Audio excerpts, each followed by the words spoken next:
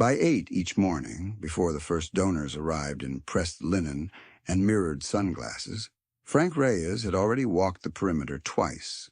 The necropolis lay west of Luxor, where the desert rose in layered shelves of pale stone and wind-polished dust. At dawn, it looked almost soft. Lavender shadows draped over old cuttings in the hillside. By noon, it became an anvil. Men bent over sieves in neck scarves and broad hats, trowels whispering over ground that had not seen daylight in 3,000 years. Cables snaked between conservation tents. A ministry banner snapped and cracked in the breeze. Everyone, from labor foreman to ambassador, kept finding reasons to glance toward the newest opening in the slope. A rectangular blackness braced by aluminum supports, taped and numbered, breathing cool air that smelled faintly of gypsum and time. Frank stood between that doorway and everyone else. He was 41, thick through the chest and shoulders, his body still carrying infantry posture no office job could erase. He did not fidget. He scanned. Dark glasses hid his eyes when the light sharpened, but people still felt watched when he was near, as if they had stepped into somebody else's firing lane. He wore sight security khaki with the sleeves rolled once, not twice, radio clipped high, notebook in pocket, boots dusted white by noon. A carved basalt column, one of the conservators had joked on his first week. The name stayed. It suited him. Stone did not explain itself. Requests came all day in different accents and with different smiles. A sponsor's representative wanted just 30 seconds for a private photo at the threshold. A ministry aide wanted 2 undocumented crates moved before press time. A local fixer wanted to sell him authentic New Kingdom scarabs from a velvet pouch. A photographer wanted to set a light stand in a no-go lane because the geometry is better. Frank answered each one with the same flat politeness and the same result. No entry without clearance, no movement without log, no exceptions because someone knew someone. His men said he treated the tomb like a living principle. Keep line of sight, control approaches, never surrender the high ground. They said it teasingly, but he took it literally. In another country, in another uniform, he had watched men torch a museum storeroom because the convoy needed a decoy fire, and command called ceramics non-essential materials. He had obeyed orders that day. The memory still came in heat flash fragments, lacquer bubbling off wood, a clay face blackening, a private saying, "Sir, this is wrong." The private died 2 months later in an ambush, and Frank carried both facts like shrapnel. So here, among dead kings and accountants and forgotten workers, he kept his own oath. Nothing leaves unlogged, nothing enters unseen. Nobody touches what they haven't earned. Near midday, the site director, Dr. Beatrice Lang, descended the ramp flanked by 2 guests and a videographer. "Frank," she called, lifting her voice over the generator hum. "These are major contributors from Geneva. They'd like to see Chamber 1 before lunch." He checked his watch. Window closed until 1400. Conservation fog cycle. One donor laughed, assuming banter. "Surely we can step around a mister." "Negative," Frank said. Humidity shift cracks pigment. 1400. Dr. Lang's smile stayed in place, but the skin around it tightened. "Could we make a professional accommodation?" "You hired me to prevent professional accommodations," he said. One of the laborers nearby coughed to hide a grin. "Doctor," Lang exhaled, gave a small theatrical shrug to her donors, and steered them away toward a table of replica amulets and bottled water. Frank went back to scanning the slope. He was not popular in the way charismatic men were. He was respected in the way locked doors were. At 1600, the wind changed. It always gave warning. A metallic taste, then a low hiss from the western ridges as loose sand lifted into motion. Flags flattened one way, then snapped the other. Supervisors began calling for tarp covers and tool counts. Frank stepped onto a crate and looked toward the horizon. A brown wall was moving toward them, broad and fast. "All teams! Storm protocol," he said into the radio. "Sealed chamber entrances. Evac Route B. Move now." People who had grown up in the region moved efficiently. No panic. Outsiders panicked enough for everyone. A grad student dropped a sample tray and knelt to rescue sherds while sand started to sting his cheeks. Frank hauled him up by the harness and shoved him toward vehicles. Canvas slapped. Someone shouted in French. A generator died with a choked whine. In less than 4 minutes, visibility cut to 20 meters, then 10. Frank took last sweep duty, jogging bent against the wind from trench to trench, checking for stragglers. At the new tomb threshold, he dropped to one knee to secure a loose protective board and felt the slab under his glove rock a fraction. Not load-bearing, just a skin stone over a side pocket. The edge had lifted. Sand knifed across his neck as he wedged fingers under the lip and shifted it enough to look. Inside the niche, behind centuries of compacted dust, something glazed caught a quick, stubborn flash. Blue-green, palm-sized, rectangular. Not a bead, not a fragment. A docket tile. He knew enough from 2 seasons on site to recognize inventory marks, and he knew enough from one argument with records staff to know the current catalog sequence started with a different glyph family than the ones scratched here. 3 columns, crisp under grit. A jackal sign where there shouldn't be one. A row of notches along one side, too regular to be damage. "Reyes, status?" crackled his radio through static. He should have bagged it immediately, logged location, called Lang, called ministry on open channel, done everything by the book while 10 witnesses listened.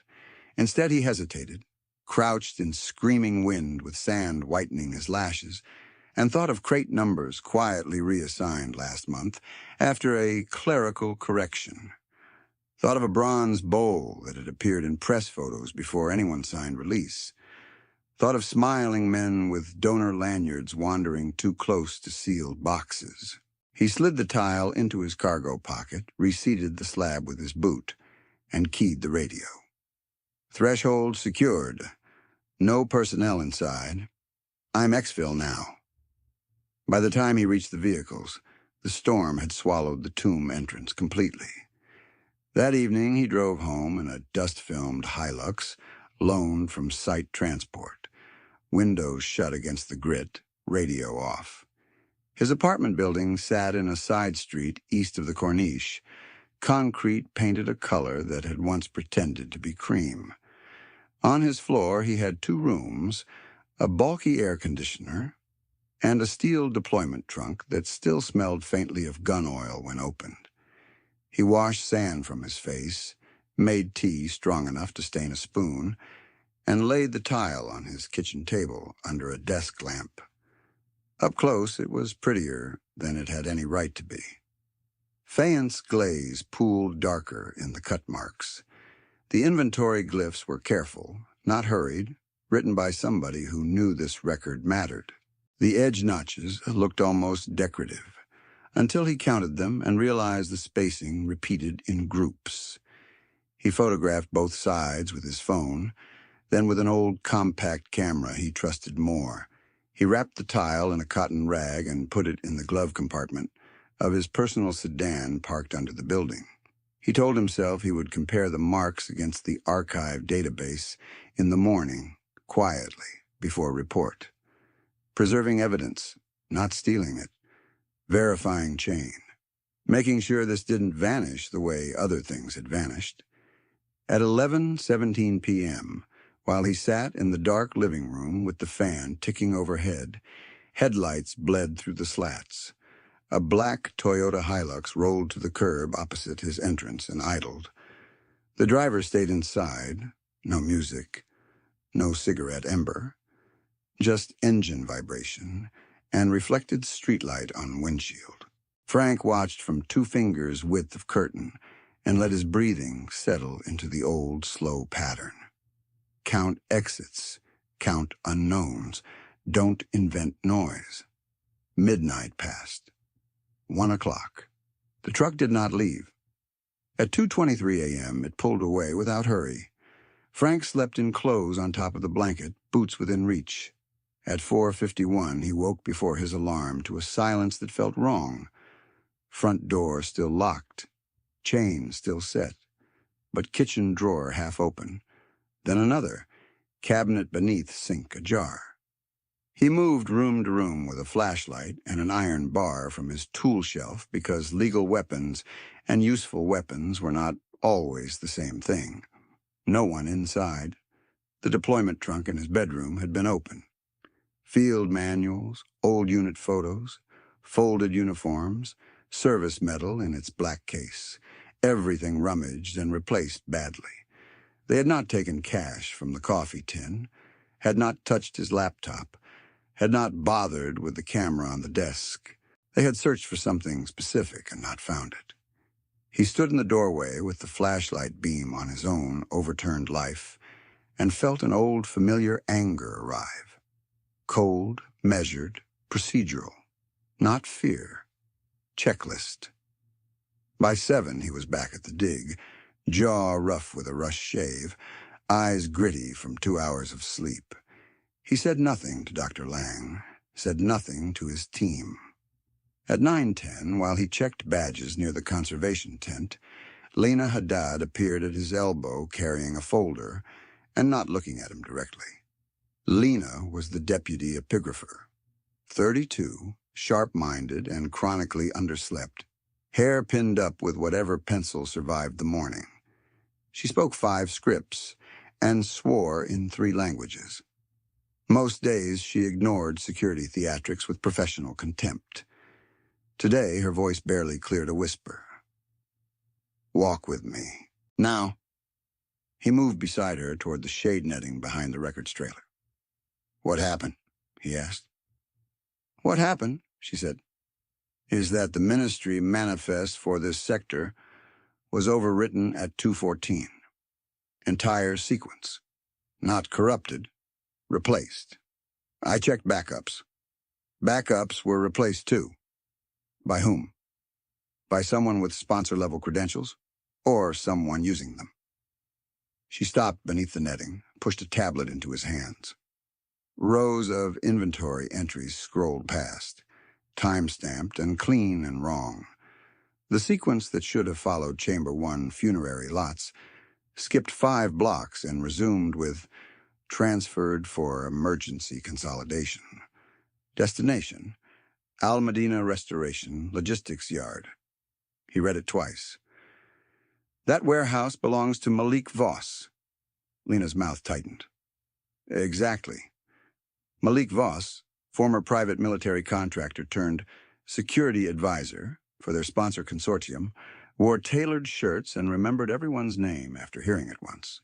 He had the kind of calm that made politicians comfortable and veterans wary. He and Frank had spoken less than 10 complete sentences in 2 months, all of them civil, none of them friendly.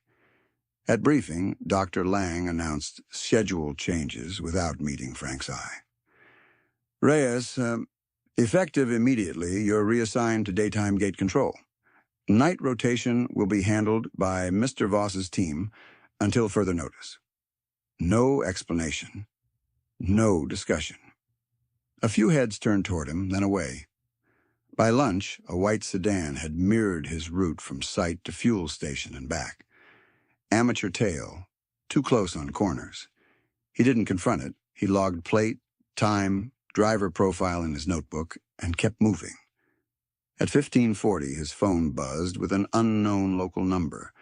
Lieutenant Samir Nassar from District Police spoke in the careful tone of a man trying not to be overheard. He and Frank had met during permit headaches and had settled into mutual, cautious respect. Frank, I'm calling as a friend, Nassar said. There is a complaint filed this morning. Anonymous source claims you removed antiquities from restricted context during storm evacuation. Frank looked across the site toward Voss, who was laughing with a donor under the shade awning. That was fast. It gets faster, Nassar replied. If they formalize, I must act. You understand? Tell me if there is anything I should know before this becomes official paperwork. Frank chose each word like stepping stones. Someone broke into my apartment before dawn, searched, didn't steal, and I'm being followed. A pause. Then stop being alone, Nassar said softly. And do not trust phones. At 1712, a second message arrived, this one not from police. It came to Frank's niece, Marisol. She was 17, living with him for exam season because her school in Cana had gone remote after a faculty strike, and his place gave her quieter internet than her mother's crowded flat. She should have been at her tutoring center then. Instead, she called him, voice thin with controlled panic. Uncle, someone texted me a map.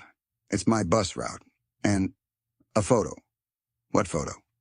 Our building entrance, from across the street. Timestamp today. Go inside the center office, he said instantly. Stay with staff. Do not leave until I arrive. He drove there with both hands at 10 and 2 because if he gripped harder, he would break something. By the time he reached her, she had gone pale but dry-eyed, phone clenched like a wound. The message had no words, just route, photo, and a thumbs-up emoji. At home, he moved her to a neighbor's apartment on the 3rd floor where 3 adults were always present, and no one had a direct line of sight from street to stairwell. He told her it was temporary, that a site dispute had spilled over, that he had it handled. She asked if this was like army trouble. He said no too quickly, and she heard the lie. That night, he checked the locks twice. Then again. He slept in cargo pants, phone on chest, boots beside bed. Every corridor sound became significant. Every engine note outside could have been that Hilux returning. The old habits came back not as skills, but as compulsions. Angles, mirrors, shadow checks, silence instead of reassurance. When Lena called at 2200 and asked, "Are you okay?" he answered, "Fine," and hung up before she could challenge him. She challenged him anyway the next morning in the epigraphy lab, closing the door behind them with unusual force. "You are not fine," she said. "And you are hiding something that made all this accelerate. What did you take?" He held her gaze for 3 seconds, then looked away first. That told her enough. "Frank." He exhaled once, stripped the cotton-wrapped bundle from his backpack, and set it on the table between tracing paper and magnification lamps. Lena unwrapped it and went still. "Where?" "Loose threshold slab. Side niche, not on map." "Did anyone see you remove it?" "No." She swore under her breath, then reached for the microscope. "You realize this could bury you." "It already might." For an hour, they worked in tense quiet, magnifying, photographing, sketching. Under high zoom, the edge notches resolved into intentional microcuts, grouped by interval. Not decorative, data. Lena cross-checked one column of glyphs against transfer shorthand used in late-period storeroom labels and frowned. "These are not treasure marks," she said. "They're movement entries, dates, batch numbers." "Of what?" She traced another line, lips moving as she translated. Her fingers stopped at a recurring sign cluster she had seen once in a labor census tablet from a different site. "Not what?" she said. "Who?" She looked up, eyes suddenly hard. "These are labor rosters, transport assignments, and this marker," she tapped the final column, "references interments, unregistered ones." "Burials?" "Yes, beneath a location code that matches—" "Wait." She typed, searched, and turned the screen toward him. Al Medina Restoration Logistics Yard, the same warehouse listed in the scrubbed manifest. Frank felt the room narrow, as if air had to choose where to go. Outside, somebody laughed near the T-station. A compressor kicked on. Normal site noise continued, indifferent. Inside the lab, a 3,000-year-old tile sat between them like a lit fuse. If the code was right, this wasn't only theft. It was bodies, hidden under a modern floor, tied to shipments that were being erased in real time. And whoever wanted the tile had already found his address, his trunk, his niece's bus route. Lena wrapped the artifact again with careful hands that did not quite stop trembling. "Now, do you understand," she said, voice low and furious, "why they need you to look like the thief?" "Now do you understand," she said, voice low and furious, "why they need you to look like the thief?" Frank nodded once. "Tell me what we do next." Lena blinked at him as if she'd expected denial, not compliance. Then she snapped into motion. "First, we make this tile impossible to erase." She relit the side lamp, pulled nitrile gloves from a box, and set out scale bars and a macro rail with the speed of muscle memory. Frank locked the lab door and stood with his back to it while she photographed every surface, then every notch cluster under magnification, then every notch with raking light to capture depth. "Video 2, she said. He held steady while she narrated in clipped formal Arabic and then English. Date, time, location, object description, observed inscriptions, observed micro-incisions, present witnesses. The recording shook once when somebody knocked on the door. "Dr. Haddad," came a male voice from the hall. "Mr. Voss is looking for Reyes." Lena did not answer until the footsteps moved on. She kept shooting. When she finished, she transferred files to 2 encrypted drives and a third old-fashioned SD card. She taped inside the spine of a grammar notebook. Then she wrapped the tile again and pushed it toward him. "No locker, no vehicle. Not your apartment," she said. He slid it inside a flat trauma bandage pouch under his shirt. "Understood." Lena opened her tablet and brought up the warehouse map. "I need confirmation on the location code. If those signs mean what I think, there are undocumented graves under Al Medina's rear slab. We need independent ground scans, old utility permits, anything with subfloor anomalies. Can you get that from Ministry Archives?" She gave him a look. "Not anymore. Access rights changed 20 minutes ago. I can still reach sponsor-shared folders. Maybe." Frank keyed his radio. "Gate 1 to all units. I'm taking 10 for perimeter audit." No one questioned him. That was either habit or strategy. Outside, the sun had moved high enough to flatten every shadow. Frank walked the fence line, counting faces and vehicles while his mind worked ahead in branching routes. He spotted 2 men in sight lanyards he did not recognize near the water tanker, both watching the lab wing, neither carrying tools. One touched his ear like someone listening to a concealed earpiece when Frank looked their way. By the time he reached the admin trailers, his phone vibrated with a message from Nassar. "Can meet 20 minutes. Not station." Frank sent back 1 pin. A tea kiosk by the old cinema, crowded enough to bury a conversation. He found Lena near the photogrammetry rig, already swearing at a permissions error. "I'm stepping off site for an hour," he told her quietly. "If anyone asks, I'm checking camera vendor. Keep moving on that code." She didn't look up. "Bring me anything on old freight contracts, not customs data, contractor movement logs." "Why that?" "Because these notches aren't just dates. The spacing is interval notation. Departure windows." "Departure from where?" "Exactly." He took 3 turns, too many on purpose, before parking near the kiosk.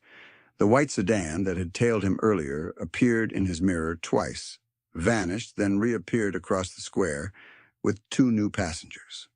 Better tradecraft. Same intent. Nassar arrived in plain clothes, ordered tea, and sat without greeting. How bad? Frank slid his notebook across. Plates, times, intrusion details, screenshot of Marisol's threat message. No mention of the tile. Not yet. Nassar scanned and rubbed his thumb over his eyebrow.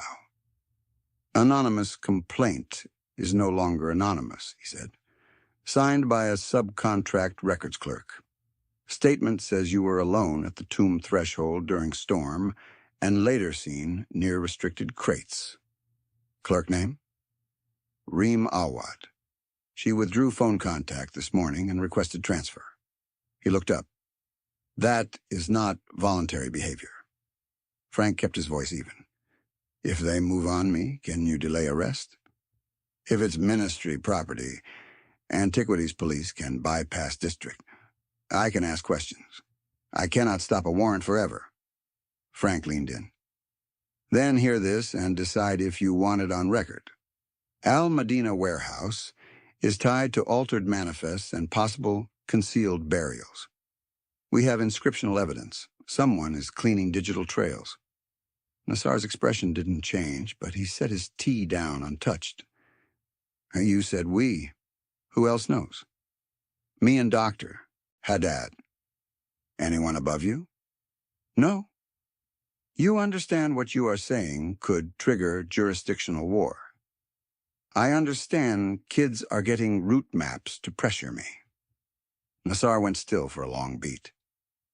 Move your niece tonight. Use a different vehicle than yesterday.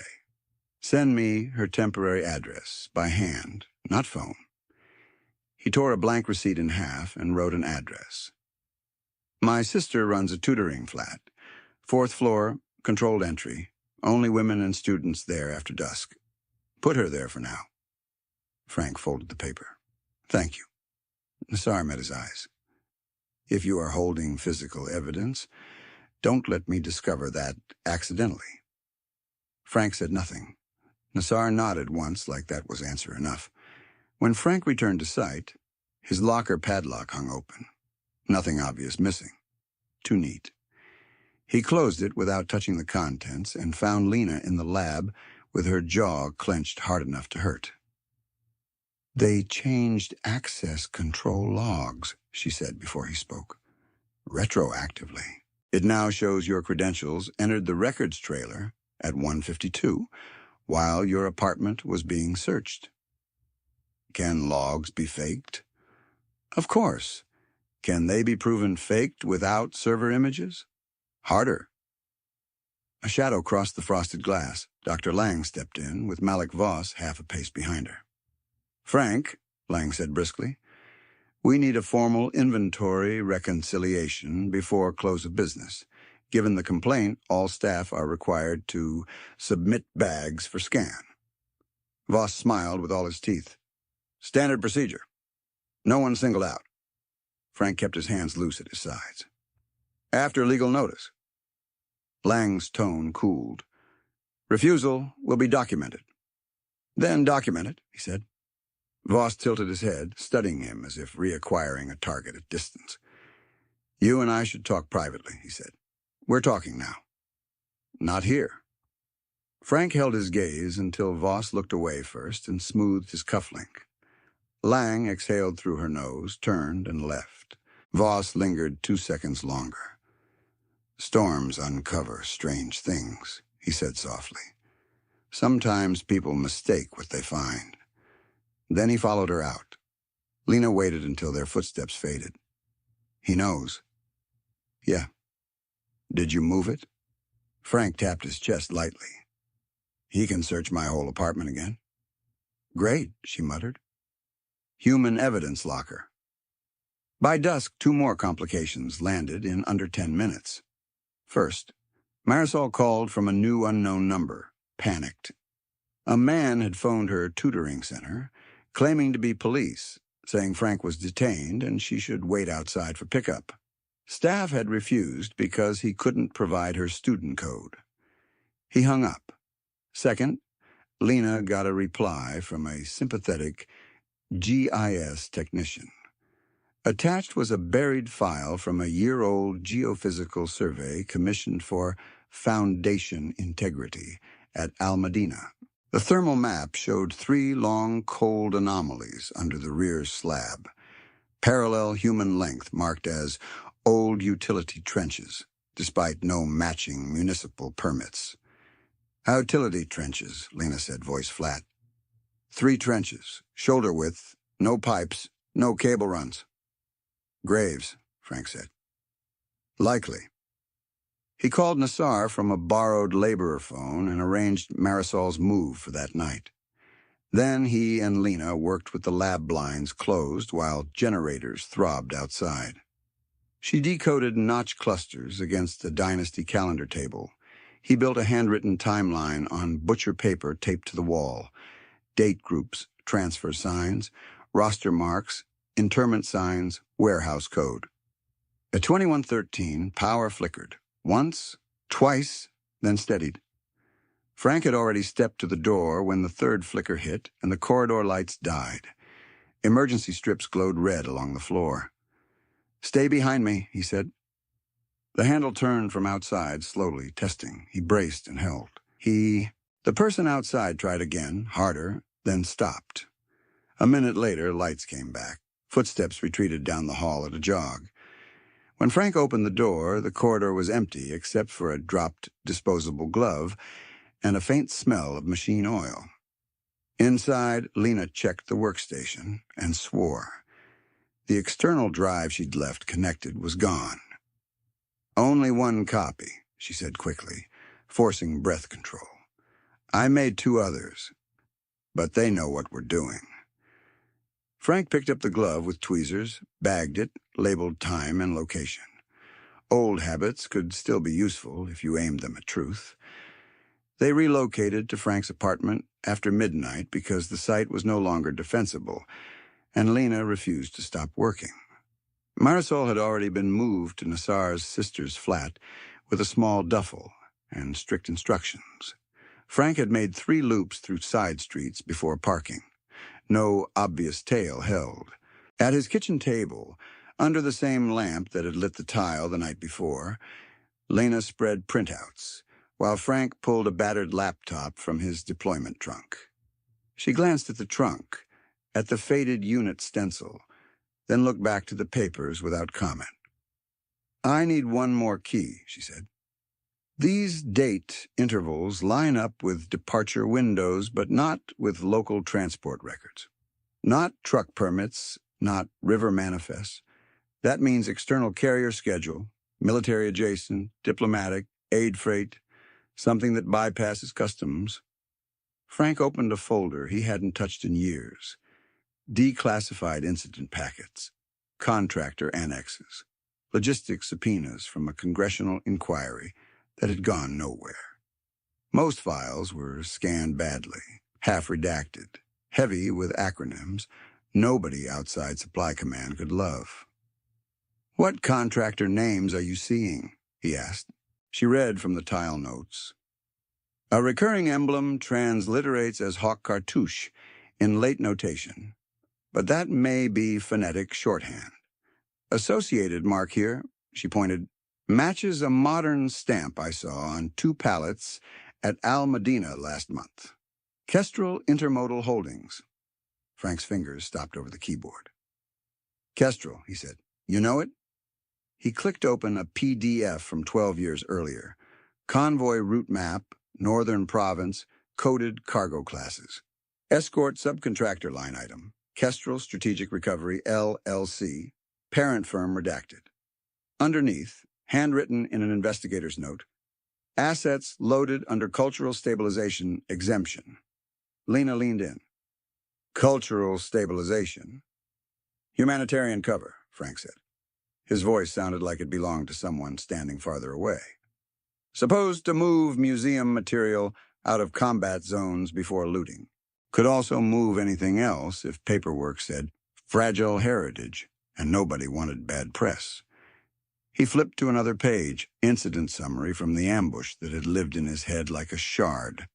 Timestamp, route deviation, unauthorized stop at a temporary storage annex, firefight, casualties.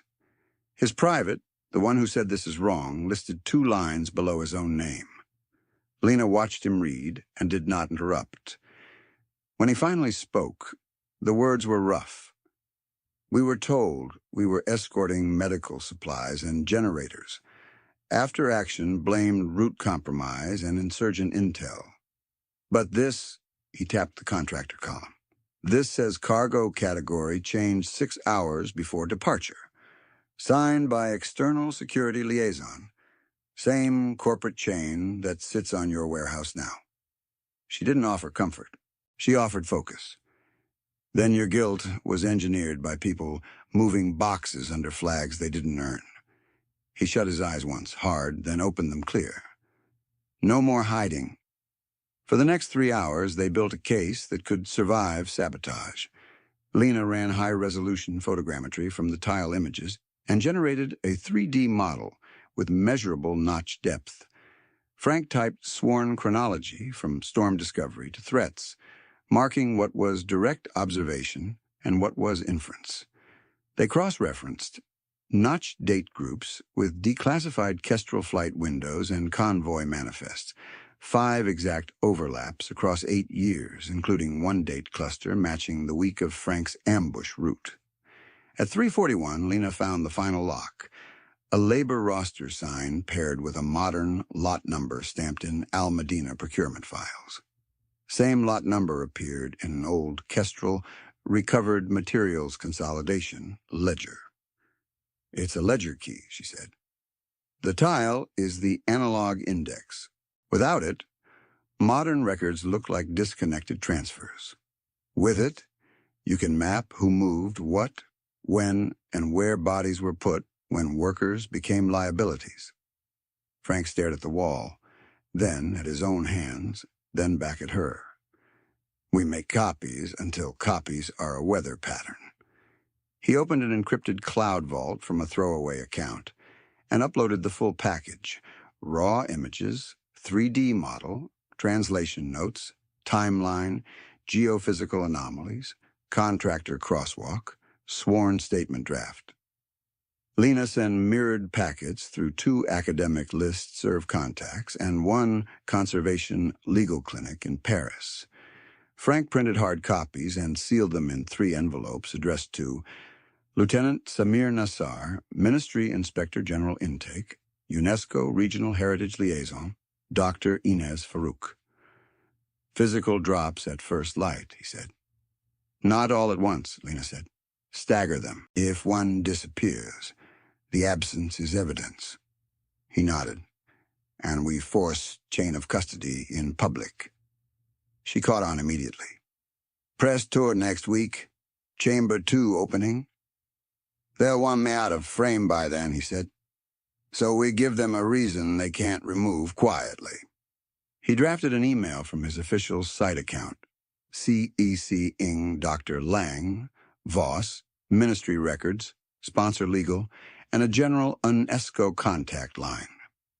Subject: Request for formal witnessed intake. Unregistered docket artifact recovered during storm protocol. He did not attach images. He attached only a time-stamped notice that evidence existed. That preliminary inscription suggests undocumented human remains linked to current transfer logs, and that he was requesting neutral, multi-agency chain of custody procedures in the presence of press observers to prevent allegations of tampering against any party. He hovered over send. Lena watched him, face exhausted and fierce. Once this goes, she said, they move. Good, Frank said, and hit send. Outside, before dawn, a black Hilux rolled slowly down his street and kept going without stopping. Outside, before dawn, a black Hilux rolled slowly down his street and kept going without stopping. Frank kept watching through the slats until its taillights vanished, then checked his inbox again. Replies were already stacking. Dr. Lang, return any unregistered object immediately To sponsor security desk, 7 o'clock for compliance processing. Sponsor legal. Possession of undeclared antiquities constitutes prosecutable theft under articles. Malik Voss directly, don't make this theatrical. We can contain it quietly if you act like a professional. Lena read over his shoulder and gave a mirthless laugh. Contain? That's a nice word for Barry. At 5:18, his official account was locked. At 5:24, Lena's research portal credentials were suspended pending internal review.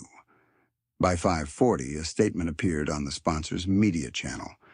A staff security employee is under inquiry for possible removal of contextual material during weather evacuation. No evidence indicates broader inventory irregularities. They had moved faster than Frank expected, and he had expected speed. Physical drops now, Lena said, before they issue pickup orders.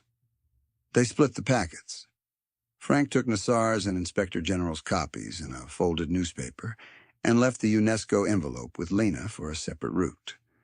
The original tile stayed in the bandage pouch under his shirt, taped flat against his ribs.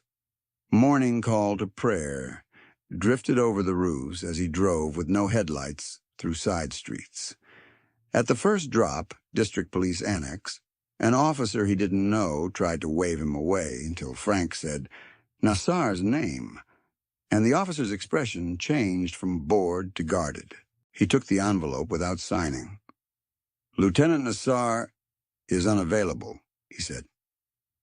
Unavailable how? Unavailable. At Inspector General intake, the receptionist told him the office had technical closure and no secure log desk open. Frank set the envelope on the counter anyway, photographed it with timestamp, and forced her to state her name on camera before she pushed it out of frame. By the time he reached site perimeter, 2 satellite vans were parked by the ministry banner. Not local press, sponsor-friendly networks. At the gate, a uniformed antiquities officer and 2 private contractors waited beside a clipboard. Frank Reyes? The officer asked. Oh, yes.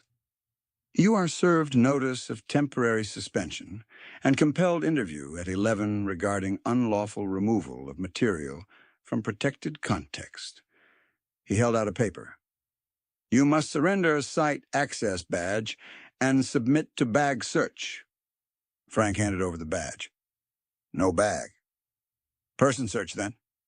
Frank looked at the contractors. One was from Voss's crew, knuckles scarred, eyes flat. By sworn law enforcement only, Frank said. No private hands? The officer hesitated, glanced at the contractor, then backed down. Fine. Raise arms. They patted him down quickly, professionally enough to pass, not thoroughly enough to find the taped pouch under his sternum. Still, his pulse climbed and held there. Inside the compound, the escalation was total. Records trailer doors stood open, while 2 IT men in sponsor polos disconnected drives into anti-static bags. The epigraphy lab had red tape across the threshold and a printed sign, Evidence Control, Do Not Enter. Lena's workstation monitor sat dark, cable ends hanging like severed veins. Doctor. Lang intercepted him near the water station, face set in administrative calm. What did you think would happen? She asked. You sent an allegation of mass criminal conspiracy to half the institutional world at 3 a.m. I sent notice for witness chain of custody. You sent an inflammatory memo with no verified provenance from an employee under active accusation. Her voice dropped. You have detonated donor confidence. Do you understand what that does to a project like this? Frank held her gaze. If donor confidence depends on hidden graves, it deserves detonation. Her jaw tightened. You are no longer assigned here. Leave the site. Lena emerged from behind her, holding a cardboard archive box and looking livid. They revoked my permit, she said to Frank. Effective immediately. I'm to surrender all field notes for forensic review. A sponsor cameraman panned toward them. Frank turned his body to block Lena from the lens. Near the ramp, Malik Voss stood with ministry officials, speaking softly, hands open in practiced reassurance. He caught Frank's eye and gave a tiny nod that said, "See how easy this is." By 9:30, photos of Frank's face were already on 2 news accounts, with captions reading, "Security Chief investigated in Antiquities theft probe." One included his building address. If Voss succeeded now, Frank wouldn't just lose the case. The tile would vanish. Lena's translations would be called fabrication. The warehouse slab would be repoured, and anyone who had helped would carry the label of thief or liar for the rest of their careers. And Marisol's route map would become an opening move, not a warning. The 11 o'clock compelled interview happened in a prefab conference room that smelled like hot plastic. Present, one antiquities investigator, one sponsor attorney on speakerphone, Dr. Lang, and Malik Voss as security liaison. Lena was barred from attending. They started with procedural language, then circled. "Did you remove any object from Tomb Sector 4 during storm evacuation?" "Yes." The room stilled. Even Voss's pen paused. Frank kept going before they could shape the admission. "I recovered an unregistered docket tile from an unmapped side niche after observing threshold displacement. I did not declare immediately. That was a breach." The investigator leaned in. "Where is this object now?" "Secured." "Location?" "Pending neutral intake." The sponsor attorney cut in, voice metallic over speaker. "Mr. Reyes, you are in possession of state property and obstructing a lawful investigation. I requested lawful witnessed intake." "You do not set protocol." "No," Frank said. "People who altered manifest at 2:14 do." Dr. Lang slammed her palm once on the table. "Enough." Voss finally spoke, tone smooth. "Frank, nobody wants this ugly. Hand over the artifact now.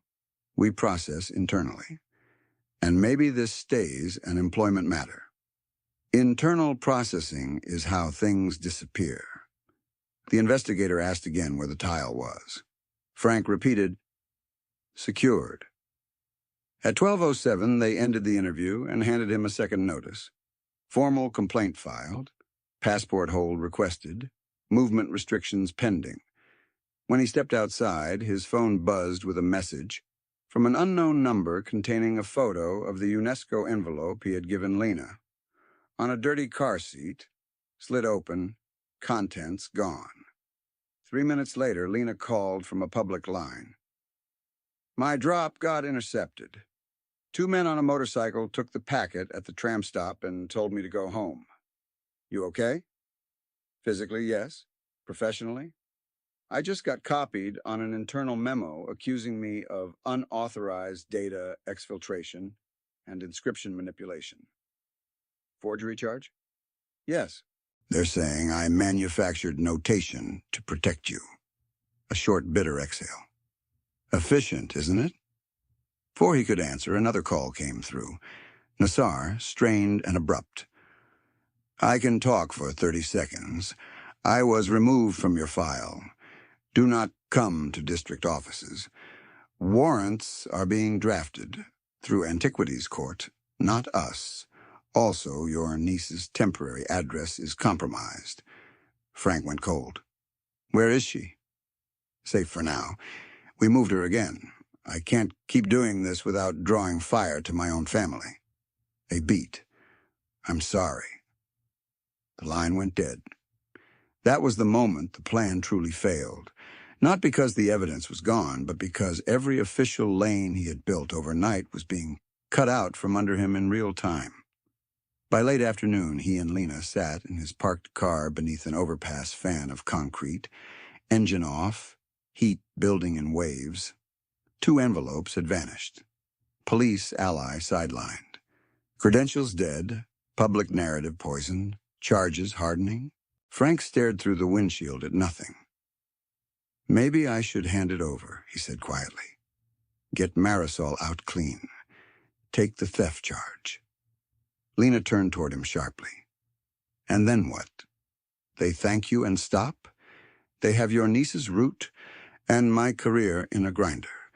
Surrender buys them silence, not safety. He pressed his thumb into the steering wheel seam until it hurt. I brought this to my door. I picked it up. Yes, she said, and didn't soften it. You made a bad call at the threshold. Then you made a better one. Don't confuse guilt with strategy. For the first time since dawn, he looked at her and saw how tired she was. Mascara smudged under one eye, hair escaping pins, hands shaking in tiny bursts between clenched stillness. He said, I don't know how to win this from outside the gate. Neither do I, she said. But losing on purpose is still losing. They moved to Lena's flat at dusk because Frank's building was burned and hers still had partial anonymity. Third floor above a pharmacy, stairwell lights that worked when they felt like it, a balcony full of dying basil. She made tea, forgot it on the counter, and stood in the kitchen with both palms on the sink, as if bracing for impact. Frank was in the shower washing site dust and interview room sweat from his skin when the first tremor hit her hands again. She gripped harder until her knuckles blanched. She hated that her body did this. People called her controlled because they mostly saw her in trenches and labs, where control was a professional necessity. Line weights, transcription brackets, certainty marks versus conjecture marks. But panic had always found roots around training. It lived in her chest like trapped birds. At 24, on her first major project in Sinai, she had flagged inconsistencies in a ceramics register. Lot numbers doubled, context notes copied, one entire work crew missing from payroll sheets. Her supervisor, brilliant and famous, told her to focus on script, not politics. She obeyed for 6 weeks, told herself she was junior, told herself data would outlast personalities. Then a retaining wall collapsed in an unrecorded trench and 2 laborers died. The report called it an accident. Their names were misspelled in the memo. Since then, every altered line in an archive felt like a hand over someone's mouth. She sat at the small table and opened her notebook, not to work, just to anchor. Her pen hovered over a blank page for a long time before she wrote, I am afraid of being right too late. The bathroom tap shut. Frank emerged in a borrowed t-shirt, toweling his hair, suddenly less armored, and therefore somehow more dangerous to her composure. He saw the notebook, the untouched tea, the way she was holding herself too straight. Lena? She laughed once, a cracked sound. Do you know what my mother says when I'm in trouble? She says, you always choose impossible men and impossible truths. That sounds unfair? It's accurate. He stayed by the doorway, giving her space she hadn't asked for but needed. She swallowed and kept going before courage failed. I'm not shaking because of Voss, she said. I'm shaking because I have done this before. Not this exactly, but the shape. I saw records manipulated, told myself procedure would catch it, and people got buried under paperwork and dirt. I told myself I was just the epigrapher, just text, just marks. Her mouth trembled. I can't be just text again. Frank set the towel down slowly. You're not. She looked up at him then, finally, and he saw her without the dig site edges, terrified, angry, and so fiercely unwilling to look away that it hurt to witness. There's more, she said, voice lower. If this blows wider, they won't only come for permits and jobs. They'll come for credibility, for family, for every article I published. They'll call me the woman who forged a scandal because she was sleeping with security. He didn't flinch, but heat rose in her face anyway, because saying it made the possibility real. After a beat, he crossed to the table and sat opposite her. Are you? She held his eyes. I don't know what we are. I know I think about you when I shouldn't. I know that is inconvenient and badly timed and not the point. A tired half-smile touched one corner of his mouth. Story of my life. She looked down, blinking too fast. I can do evidence. I can do fear. I'm less good at this. He reached across the table, stopped short, then let his hand rest near hers instead of on it. Permission, not claim. Then we do one hard thing at a time. Her breath shook out of her.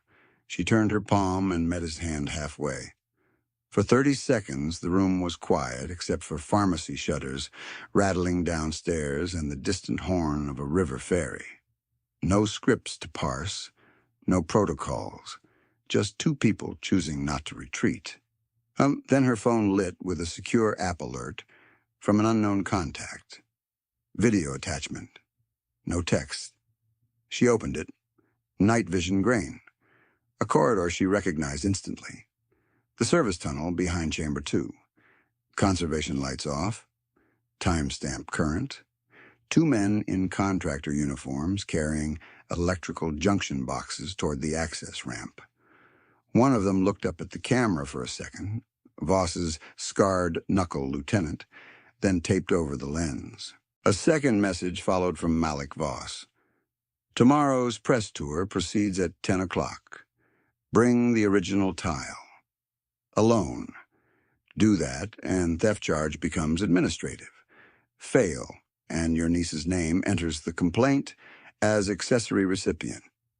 Dr. Haddad is already one signature from fraud prosecution. Lena read it twice, then handed Frank the phone without speaking. He read, jaw tightening, then set it down carefully, as if sudden force would trigger something. That's the final squeeze, he said. They're going to stage an incident tomorrow, Lena replied. Those junction boxes. Electrical pretext to clear the press area. Is the video authentic? Metadata says direct export from conservation cam node C7. She looked up, eyes sharp again through fear. Which means someone inside fed us this. Or baited us. Both can be true. Frank stood and began pacing the length of her kitchen, soldier brisk, decisions sorting themselves into sequence. If I go alone and hand it over, we're finished. If I don't go, they move on Marisol and bury you in court. So we go, but not on their terms. He stopped. Can you still access camera controls? Not through user interface. Back end? She hesitated. Maybe. If we piggyback from the conservation subnet relay in the old humidity closet. That panel still uses default service credentials because facilities never change them. He gave a short, humorless laugh. Institutional negligence. My favorite ally. Lena was already pulling her laptop closer, fingers flying. If I can reroute output from corridor cams to the press tent feed and ministry archive mirror, anything that happens in that ramp goes live to too many eyes. Can you do it remotely? No. Need physical port. He checked the time. 22:46. Press tour at 10 meant site lockout by dawn, security sweeps at first light, and maybe no second chance if they missed the window. He called Nassar from a disposable SIM and got voicemail. Left no message. He called Marisol's temporary guardian line, no answer on first ring, then pickup and a whispered confirmation she was inside, doors locked, no movement. Relief lasted exactly 3 seconds. Lena's laptop chimed. She had partial access, then lost it, then regained read-only through a maintenance tunnel account named CONS_TEMP04. Read only now, she said. I need right privileges to push reroute scripts. We have to get inside before they rotate passwords. Frank reached for his boots. Then we move now. She grabbed his wrist. If they catch us in that closet tonight, they can disappear us before morning and call it trespass. If we don't go, tomorrow they isolate me on that ramp with no witnesses and your fraud charge already drafted. For a moment, neither spoke. The basil leaves on the balcony knocked softly against the rail in the wind. Finally, Lena let go and nodded once. All right. They packed light, laptop, 2 power banks, 1 screwdriver set, printed evidence summary in a sealed pouch, and the tile still taped to Frank's chest like a second sternum. At the door, Lena killed the apartment lights and listened to the stairwell. Footsteps below, male voices. One said, too clearly in the dark, "3rd floor, left door." She and Frank looked at each other, every decision collapsing into now. She and Frank looked at each other, every decision collapsing into now. Frank mouthed, "Balcony." Lena killed her phone screen, slipped the laptop into her backpack, and followed him through the narrow kitchen. Below, the men on the stairs kept climbing. 3rd floor, left door. A knuckle rapped once against her apartment door. Not a neighbor's knock, a test. Frank slid open the balcony door without sound and stepped out into hot night air. The drop to the pharmacy awning was 2.5 meters, then another meter to the service ladder bolted to the wall. He swung one leg over the rail. Lena hissed, "You're insane." "Correct," he whispered. "Give me the bag." The knock came again, louder. A man's voice this time. "Dr. Haddad?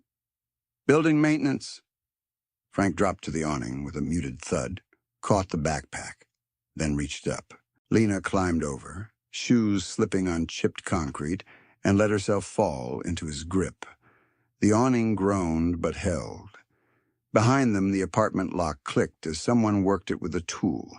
They crouched, moved sideways along the awning edge, and descended the ladder into the alley behind the pharmacy.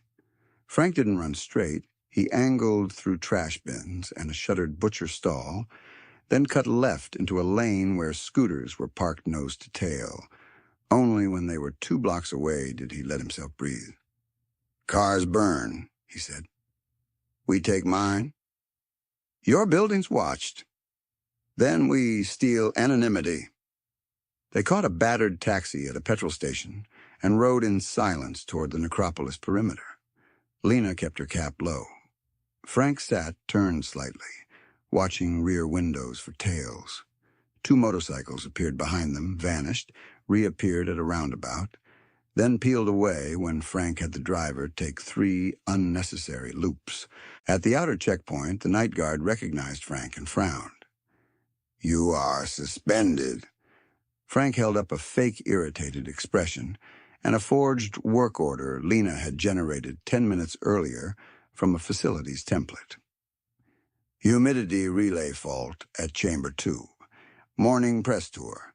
You want condensation bloom on painted plaster in front of donors." The guard swore and waved them through.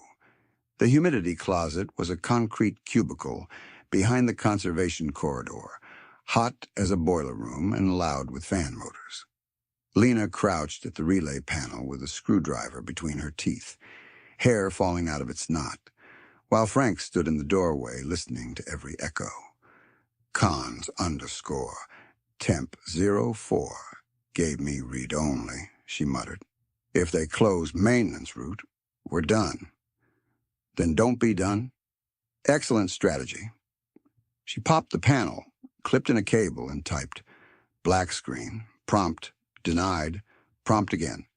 Another denial. She exhaled hard and tried a legacy credential she found in an archive procurement PDF. Access granted. She gave a short, shocked laugh. Facilities manager named his password after his football club. "Never underestimate men with routine and ego," Frank said. She pushed scripts in cascading windows, rerouting feeds from 3 corridor cameras and 1 conservation dome to an outbound stream disguised as environmental telemetry. Destination notes: press tent, AV receiver, ministry archival mirror, and a public webcast endpoint hidden behind a university server tunnel. If they cut local power, battery buffer gives us 8 minutes. If they sever cable physically, we lose it. 8 is enough, Frank said. When she finished, she looked up at him through sweat and dust. Tomorrow, if they spring this, you'll be in that corridor. Yes. And if you get a window to draw your weapon, I won't. Not first. She stared at him. You could die being principled, or live being useful. He offered her a hand. She took it and stood. At 4:12, they left by a different gate. At 4:30, Lena sent a scheduled data burst from a hidden account to 3 international journalists known for hating donor spin. Subject line: if stream appears, archive instantly. At 5 o'clock, Frank moved Marisol one last time, this time to his old platoon medic's cousin in Karnak, people outside the dig orbit entirely. He told her the truth in the clipped version a teenager can carry. There are bad men who want me quiet. You did nothing wrong. You stay inside until I come get you. She hugged him too hard and said, "Don't do hero stuff." He kissed her forehead and lied, "No hero stuff." By 9:40, the press tent was full. Cameras, ministry officials, sponsor banners. Dr. Lang in tailored beige, smiling with visible effort. Malik Voss in a navy shirt with sleeves rolled, easy among microphones. Frank stood at the edge in plain khaki. No badge, temporary pass, clipped crooked on purpose. Suspended men weren't supposed to be there. He was there anyway because public events needed known faces at choke points. Lena moved through the tent as if she still belonged, carrying a tablet and 2 folders. Nobody stopped her because confidence passes as authorization when everyone is busy pretending nothing is wrong. At 10:02, Lang tapped the microphone. Today we announce access to Chamber 2, a significant milestone made possible by... The lights died. Generator backup kicked in 1 second later, then failed with a sharp pop. Emergency strips glowed red under chairs. Someone in the tent laughed nervously. Someone else cursed. Malik raised both hands. Minor electrical fault. Please remain calm while we clear active areas. His men appeared instantly, too quickly for a real fault response, herding journalists away from the ramp in smooth, practiced arcs. Frank moved toward the tomb access anyway. A contractor stepped into his path. Not your lane. Frank kept walking. It is now. At the ramp entrance, Malik waited in the half-dark with 2 men behind him. No cameras visible, no witnesses near enough to hear. Exactly the box he had built. "Thank you for coming," Malik said. "I was worried you'd run." Frank glanced at the electrical junction box near the wall, lid hanging open with no burned smell, no melted insulation. Staged. "Where's Lang?" Frank asked. "Managing optics, which is why we should finish quickly." Malik lowered his voice. "Give me the tile. Sign a non-disclosure naming Guard Hamdi as the thief. He's dead, so no trial noise. You walk with administrative censure. Dr. Haddad withdraws her fabrications and keeps her degree. Your niece's name stays out of anything public." Frank said, "You threatened a schoolgirl." Malik's expression didn't shift. "I sent a risk forecast. We all protect our leverage." Behind Malik, one of his men flexed gloved hands and took half a step forward. Frank reached to the heavy inner gate at the corridor mouth and spun the manual wheel lock closed with a clang that rang down the stone. Malik looked over his shoulder, surprised for the first time. You just trapped yourself, Malik said. Frank looked past him to the conservation dome camera in the corner, the one supposedly offline. A tiny green LED flickered. No, Frank said. I trapped your version. In the press tent, Lena watched her tablet as the hidden stream came alive. Grainy corridor view, audio peaking, Malik in profile, Frank at the gate. She didn't wait for permission. She strode to the AV console, shoved aside a baffled technician, and patched the stream to the main projection screen. Malik's voice boomed across the tent. Sign the statement, and this stays an employment matter. Heads snapped up. Journalists reached for cameras. Dr. Lang went white. Lena grabbed the mic from the stand. Do not cut this feed, she said loud and clear. This is live from Conservation Corridor C7. Simultaneous archive to ministry servers is active. A sponsor staffer lunged for the power strip. Lena blocked him with her shoulder and shouted, Touch that, and you're on record tampering with evidence. Back in the corridor, Malik heard the faint feedback echo and understood. He smiled once, tight. Cute. Then he moved. His first man rushed Frank low. Frank pivoted, took the shoulder impact, and drove him into the wall with a forearm pin. The second came high with a baton. Frank trapped the swing against the gate wheel and head-butted him hard enough to stagger. Malik himself stayed back one beat, assessing, then drew a compact taser from his waistband. Last chance, Malik said. Frank kicked the dropped baton under the gate, out of reach. No. Malik fired. The prongs hit Frank's upper arm and chest. Current locked him for half a second, knees buckling. He ripped one lead free before full cycle and slammed his shoulder into Malik's torso, taking them both down onto the stone. In the press tent, people screamed. Not from fear now, from recognition. This wasn't rumor. This was coercion, violence, names attached. Lena kept the microphone and spoke over the chaos, voice shaking but precise. Timestamp 10:07, Mr.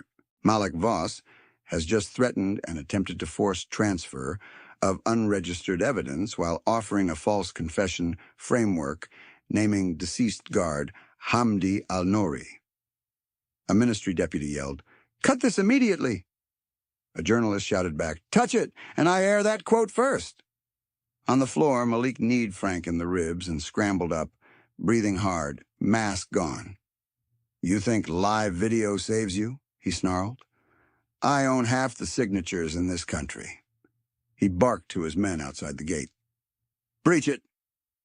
Two contractors rammed the bars with a pry tool. The gate shuddered but held.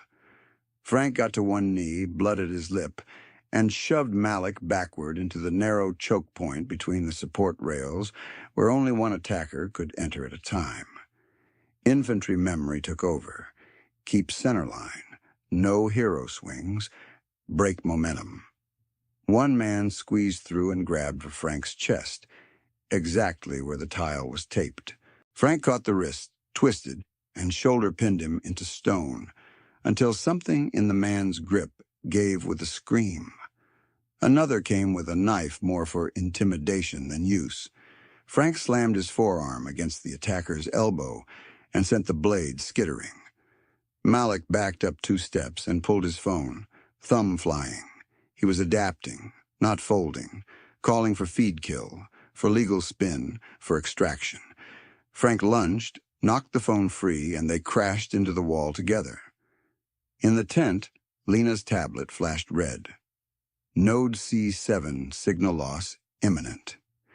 They're cutting cable, she whispered. She dropped the mic and sprinted out of the tent toward the humidity closet, ignoring shouted orders. A contractor grabbed her backpack strap. She twisted out of it, left the bag in his hand, and ran faster. Inside the closet, the panel had been yanked open. A knife cut had severed one output line. Lena dropped to her knees, stripped wire with her teeth, and bridged the circuit with a spare patch lead, while fans screamed hot air in her face. "Come on," she muttered. "Come on." Signal restored. She pushed a second command, rerouting the stream through the dome camera above the press tent itself. So even if corridor cable died, audio would continue from backup mics along the ramp. Back in the corridor, Malik had Frank against the wall, forearm at his throat. "You were always a guard dog," Malik hissed. "Useful until you bite the owner." Frank, voice tight from the choke, said, "You're not the owner." He shifted weight, dropped his center, and executed the same shoulder trap he'd drilled 1,000 times years ago. Hip turn, arm capture, drive. Malik hit stone hard, air exploding from his lungs. Frank pinned him face down with a knee between shoulder blades and locked his wrist high. "Stop resisting," Frank barked, old command voice filling the corridor. Malik laughed into the dust. "To whom?" As if in answer, sirens rose outside. Close. Multiple units. The outer gate clanged. Lieutenant Samir Nassar came through with Antiquities Police and 2 prosecutors in tow. Body armor half-fastened, as if he'd geared up while running. He took one look at the pileup, at Malik under Frank's knee, at the battered men and live cameras, and said, "Everybody keep your hands where I can see them." Malik turned his head, cheek scraping stone. "Samir, think carefully. This is sponsor jurisdiction." Nassar crouched to cuff him. "Today it is mine." They still didn't win quickly. By noon, sponsor lawyers filed emergency motions claiming unlawful seizure, edited deepfake video, politically motivated harassment. At 12:30, a server purge command wiped portions of the ministry mirror, except Lena had already mirrored the live stream, to 3 journalist clouds and 1 university archive beyond local jurisdiction. At 1300 Doctorate, Lang gave a statement calling the incident a regrettable security misunderstanding, until a reporter played back her own voice from 10 minutes earlier, telling staff to get him off camera. In the first consolidated post-raid forensic brief, investigators also confirmed the record's manifest overwrite at 214 and traced the credential chain and execution path to accounts operated by intermediaries inside Malik Voss's network. At 1340, Malik, hands cuffed, shirt torn, lip split, requested private counsel and refused all questions. Then he changed tactics. From a holding room, he offered prosecutors a cooperation package if they released him on recognizance, 2 low-level warehouse managers, 1 fake invoice tree, no mention of war-era routes. He was still managing damage, still betting he could cut off the trunk and save the routes. Nassar didn't take the bait. "Full disclosure or no deal," he said. By mid-afternoon, with warrants signed and press still circling, teams hit Al Medina warehouse. Frank wasn't allowed inside. Suspended. Potential witness contamination. He stood behind tape with Lena beside him, both in borrowed helmets, as if that could make them neutral. Through the open loading door, they saw officers prying up rear concrete slabs exactly where the thermal anomalies had marked. The first hidden cavity held wrapped objects, Ushabti figures, painted coffin fragments, bronze fittings, tagged with modern shipment stickers and false restoration codes. The second held more crates, some from conflict zones nowhere near Luxor. The third cavity held bones, not neat burials, layered human remains with the work gloves still on one set of hands.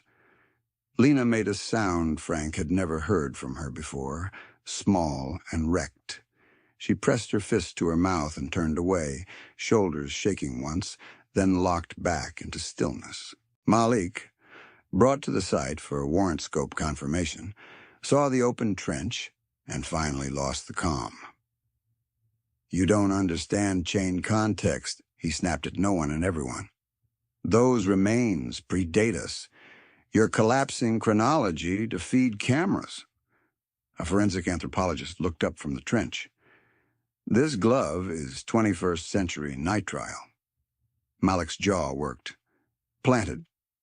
A warehouse clerk in cuffs, younger than Frank expected. Broke then, sobbing, words tumbling. Night pours, no paperwork. Told to forget faces. Told everyone in trench was transferred. He named supervisors, named dates, named a security liaison called MV. By sunset, they had 6 trucks of seized objects, 2 refrigerated forensic vans, and a line of officials trying to look as if they had always been on the right side. Nassar found Frank by the barrier, handed him a paper cup of water, and said quietly, "You made my week impossible." Frank drank, throat raw. "You showed up." Nassar looked toward Malik being loaded into transport. "I showed up because you forced this into daylight, where they couldn't bury me with it." He nodded toward Lena, who was giving a formal statement to a recorder, voice hoarse but exact. She did the same. That night, after 12 hours of interviews, photographs, and sworn declarations, the crisis finally thinned into silence. The ministry put Frank on immediate administrative suspension, pending disciplinary review for unauthorized removal of an artifact. He signed the notice with a steady hand. Then he signed a second document. Voluntary full testimony, no immunity requested. At 2118, under dual prosecutor witness and continuous evidence video, Frank removed the palm-sized faience tile from its taped chest wrap, surrendered it to Neutral Antiquities Court custody, and watched it sealed in tamper bag AC-EVI-24-1173. Receipt copy 24-1173-B was issued to his file, and the object was entered into official inventory before midnight. Lena's permit was temporarily reinstated as protected witness status, then challenged, then reinstated again by emergency court order after the livestream went international. At 1:10, they sat on the hood of Nassar's unmarked car in a dark lot behind district headquarters because neither had energy left for chairs. The desert night was surprisingly cool. City light turned the horizon amber. Frank's knuckles were split. A bruise was rising along his neck where Malik had choked him. Lena had wire cuts across 2 fingers and dust ground into her knees from the closet floor. For 5 full minutes, they said nothing. Then Lena asked, "Did you almost give him the tile in there?" Frank didn't lie. For half a second, when he said Marisol's name. She nodded, absorbing that without judgment. "I almost ran when the feed glitched." "You didn't. Neither did you." He stared at the concrete between his boots. "I keep replaying the threshold. Storm day. If I log it right there, maybe none of this—" She cut him off gently. "If you log it right there, it disappears in an hour and you still get framed. The only thing you control now is what you do after knowing better." He let out a breath that might have been the first real one all day. "After knowing better," he repeated. She turned toward him, shoulders squared as if starting an argument, then softened. "I need to say this while I still have nerve," she said. "Today, when you locked that gate, I was furious and terrified and proud, which is an infuriating emotion." A humorless huff. "I thought if he dies in there, I will never forgive him. If he lives, I will still have to deal with loving him, which might be worse." Frank looked at her fully then, eyes tired and unguarded. "Lena?" "No, let me finish." She tucked a strand of hair behind her ear with shaking fingers. "I don't want the version of us that exists only in emergency rooms and evidence folders. I want the boring parts too. Grocery lists, arguing about translations over bad coffee. You coming home when you say you will? Me not pretending I'm made of stone because it's efficient." He swallowed. "You think I can do that?" "I think you can learn." "I can too." He was quiet for a long moment. When he spoke, His voice came rough. In my unit, after the ambush, I made a religion out of distance. If I didn't need anyone, I couldn't fail them. That worked exactly 0 times. He rubbed his thumb over a cracked knuckle. Today I heard you on the tent speakers saying his name, saying what he did, and I realized I wasn't in that corridor alone. Haven't been alone for a while. I just didn't know how to admit it. A slow smile touched her mouth despite everything. That's almost romantic, Sergeant. He gave her a tired, real grin. I can do clearer. I'm in love with you. Bad timing, inconvenient, professionally catastrophic, probably. Still true. Her eyes filled before she laughed at herself. Good. Because I'm in love with you too, and I would like to stop acting surprised by that.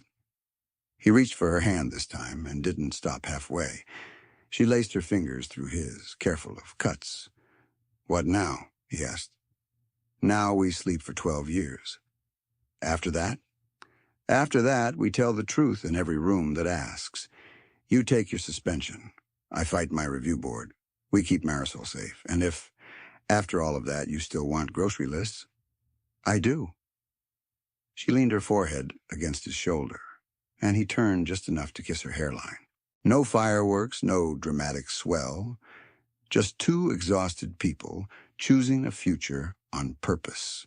3 months later, the memorial was held at dawn on the edge of the warehouse lot. The rear slab had been removed entirely. In its place stood a temporary canopy, rows of plain wooden chairs, and a table covered in white cloth with photographs of the identified dead. Families came in quiet clusters, some carrying flowers, some carrying work badges in plastic sleeves. The ministry seal hung beside a new plaque in Arabic and English, for the laborers unnamed, now named. Lena stood at a lectern with a folder of verified inscriptions. Her voice carried clear in the cool air. From the docket, record recovered at Sector 4. We have 6 roster names matching remains identified to date, she said. We read them now as they should have been read the first time. She read each name slowly. After each one, a family member stepped forward and touched the cloth. Frank stood in the second row with Marisol and Lieutenant Nassar. Marisol squeezed his hand every time a new name was spoken. Nassar, in formal uniform, stared straight ahead with wet eyes he did not wipe. Behind them, cameras filmed, this time with consent, not ambush. After the readings, a ministry undersecretary announced policy changes no one would have imagined 6 months earlier. All inventory and transport logs for active sites would be co-signed by local conservators and independent ministry auditors. Private security contractors barred from sole custody of artifacts, emergency publication protocols for chain of custody disputes. Dr. Lang was not present. Her resignation had been accepted pending inquiry. Malik Voss appeared only as a headline that morning on someone's phone. Remand extended. Charges expanded to organized trafficking, coercion, and evidence tampering. At noon, Frank sat before a disciplinary panel in a room with bad air conditioning and fluorescent buzz. He admitted on record that he removed the tile without authorization. He did not decorate it. Yes, it was a breach, he said. I did it because I no longer trusted internal chain after prior irregularities. That does not make it correct. It makes it mine. The chair, a gray-haired magistrate with reading glasses low on her nose, asked, "Would you do it again?" He answered after a pause. I would report immediately and force public intake from the first minute. I learned that under fire. I'd prefer not to relearn it. Suspension held. 90 days without field command. No criminal theft charge was pursued, citing corroborated coercion and preserved evidence trail. When he walked out, Lena was waiting in the corridor with 2 paper cups of coffee and an expression that said she had memorized every second-hand movement on the wall clock. "Well?" she asked. 90 days. She handed him a cup. "Then we have exactly 90 days for you to become intolerable in domestic settings." Already there. By late autumn, the necropolis looked different. Fewer sponsor banners. More local staff at the central log tent. New cameras with tamper alarms visible, not hidden. Training mats rolled against the wall near the gate. Frank stood where he had once stood every morning, broad-shouldered in khaki, but the radio on his chest now marked him as instructor for a Joint Heritage Protection Unit. Young guards from local districts, 2 conservators, 1 former customs officer, all learning how to secure a site without letting security become extraction. "Again," he told a trainee at the manual gate wheel, "lock is not theater. It buys time for truth to arrive." Nearby, Lena knelt with a team of students over a newly documented workers' annex, pointing out tool marks and shorthand signs with animated patience. She looked up, caught Frank watching, and smiled without embarrassment. Marisol sat in the shade with exam prep books and headphones, occasionally glancing up to roll her eyes when Frank got too sergeant about foot placement. At shift change, the wind lifted a thin veil of dust across the slope. The tomb entrance breathed cool air, taped and numbered, no less vulnerable than before, and no longer undefended by silence.